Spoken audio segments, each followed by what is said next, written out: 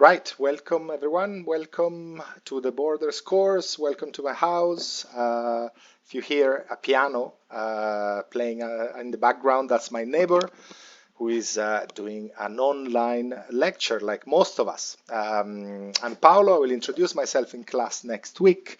I just wanted to record this video to, well, primarily for me to figure out how to make our course as interactive as possible using Collaborate as a platform. And so what I'm going to do in the next, hopefully no more than 4 minutes, is to try and figure out different parts of the screen to see whether we're all in the same page and to kind of establish some rules of engagement between me and my screen. And my screen, it's actually you.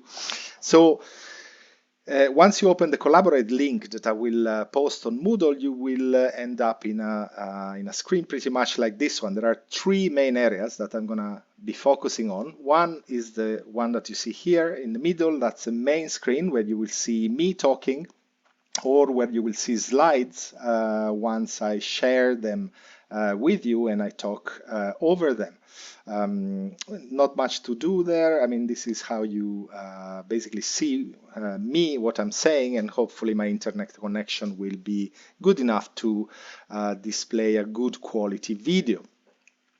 There is a second area, which is here, which is the Collaborate panel that you open by clicking on this, which takes you to, well, a series of options. One, my settings, and you will not really need to open this up quite often. You will need to set up your camera and your, oops, there you go, I already made a mess, some glitches. You will need to make adjustments to your camera and to your microphone if, as me, you have multiple webcams and videos that that you need to use. I doubt this is the case. I just wanted to take you to this area to ask you if you can, for some reason I cannot do that at the moment, if you can put your face or a photo of you in this icon so that at least while I speak to you all, I have a sense of your faces. I mean, it's something we all miss, that direct contact. And so whenever you're not sharing your video, it's at least good, and I can hear only your voice, or in your in the chat I can see your face through that icon. Now, most importantly, in this area you will find a chat section. Here obviously there isn't anyone for me to chat with. I would like to chat with someone. And there you go. So this is an important one because I will see your comments and questions as you type them in. Everyone will be able to see them, and it's a good occasion to share questions, to raise some general issues. Even if I don't answer to them immediately, I will do a lot of breaks in between our classes, or certainly I will stop and I will go through the chat list to address any of the points that you make there. If you want to actually stop me at any point and say, oops, go back one slide, or what did you say, or I didn't get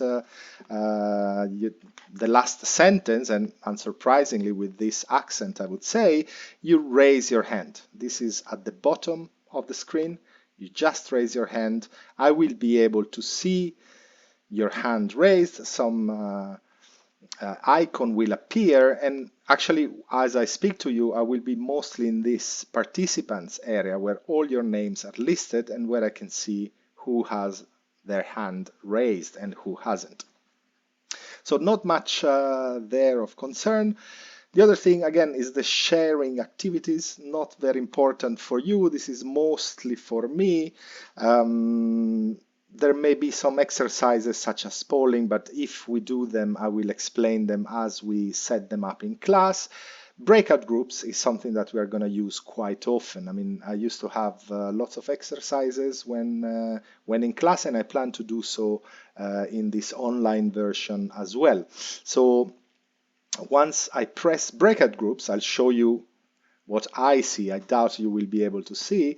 I'm asked for a series of options, group 1, group 2, number of groups, number of people within a group.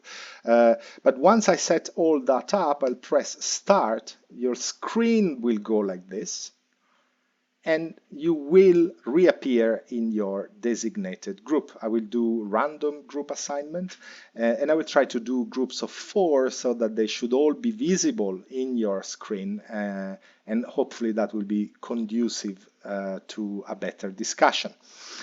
So there will be lots of back and forth between main room and group discussion. So as you are in the group, please keep your chat open. I will communicate to you via the chat.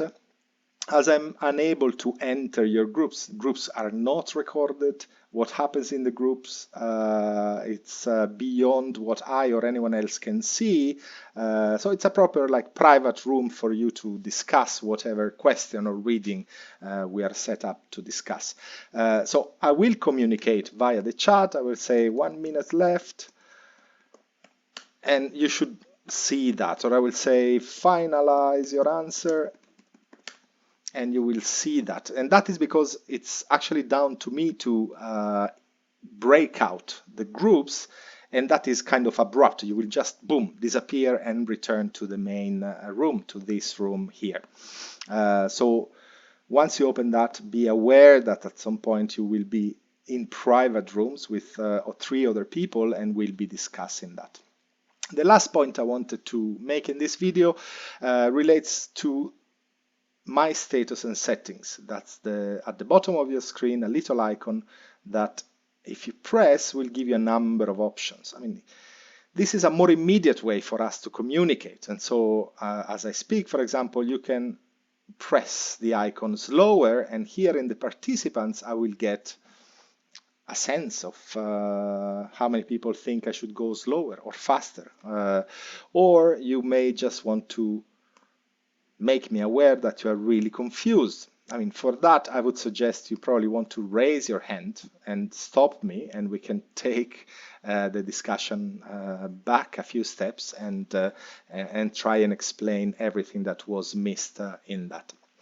One more reason I wanted to highlight this is that in class, I used to have quite a lot of open questions. Do you agree? Do you disagree? And in fact, in session 1, at some point, I will probably post a slide which says something like borders are human constructs.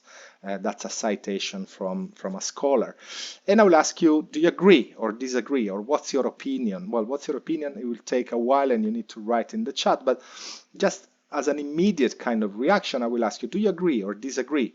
And so if you press here, agree or disagree, it will give me a sense of the opinion in class. I mean, I'm sure none of this is actually going to work perfectly the first time around. I'm hoping that this video is actually somehow conducive to facilitate group interaction and interaction between the class and the teacher. I'm already at 8 minutes 40, so well over the 4 minutes I expected, and I'll leave it here. I'll see you in class next week.